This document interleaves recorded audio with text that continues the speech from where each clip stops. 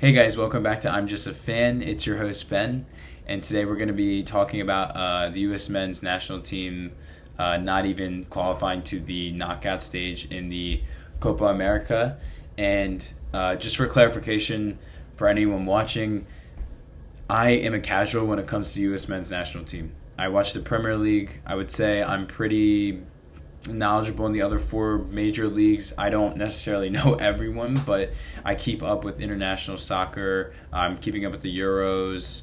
I just, honestly, this sounds terrible, but I just don't keep up with the American team as much. I want to start getting into it now, just because I've become a soccer fan the last 2 years, and this is something that I care about now, especially because I see how passionate European countries and the countries in South America get about their team playing in these big tournaments, and I just feel like I'm almost dying for that experience. But I live in the US and my team is I wouldn't say dog shit, but they tend to underperform. So I just wanted to get my thoughts on it. And again, this is a casuals take, so take all this with a grain of salt. I'm still learning everything, but I'm going off of what I saw because I watched the game recently.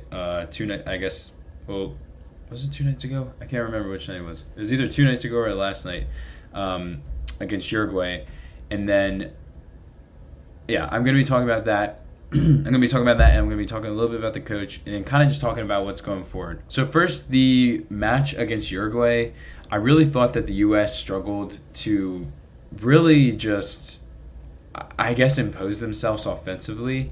I thought they did all right defensively until about, the goal was scored. I think it was around the 60th minute. But we just really do not have anyone that can create anything for the U.S. Like, I forget what the statistic was, but we didn't even have a shot for a good portion of time. I thought we looked really good specifically in those first 30 minutes, but it kind of just all fizzled out there, and I just feel like they really need to bolster up that attack a little bit because it just looks, I don't know, it just looks a little weak. It's just like, let's get the ball to Pulisic and let's just hope something happens. Like, I'm not a big fan of that, so... and that's nothing on Pulisic, by the way. It's more the tactics and more everyone else on this team that needs to get better, in my opinion. Talking a little bit about Greg now, the head coach. I'm not knowledgeable about Greg, but from what my friends have told me that are very into the men's national team and have been watching it for years, this guy is not fit for the job. He's kind of underperformed a little bit, and I just feel like everything I'm hearing from my friends, from reporters now, and just with the fact that the World Cup will be in America in 2 years, I just think this guy's got to go. This guy, again, I'm a casual, so take everything I say with a grain of salt. But I'm coming at it from the angle of this is such a huge opportunity for the U.S. to really make soccer or football. I'm just gonna keep calling it soccer here because again, I'm in the U.S. But it's to make this sport be way more appealing than it already is in this country. I think there's so much untapped potential in the U.S. for this sport. The amount of athletes we have, they're going to play football. They're going to play basketball. They're going to go play baseball.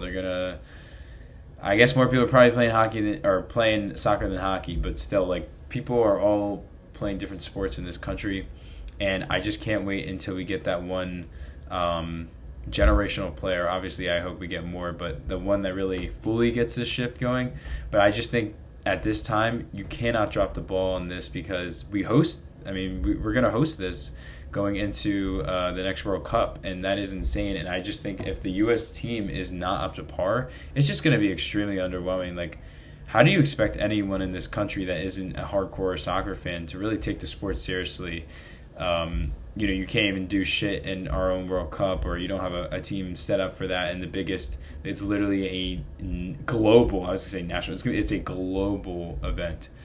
So I just feel like if this guy's been underperforming for the last couple years, I just feel like it's time that he gets the boot. I think the U.S., I've seen some stuff about people who are like, oh, they should, call up Klopp, call up Guardiola.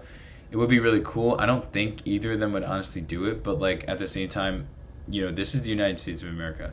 I feel like we have the money for it, and we have the, not necessarily the say or the power, but it's still the United States. Like, you're probably going to take that phone call, even regardless if you're Guardiola or if you're, why am I blinking right now? Klopp.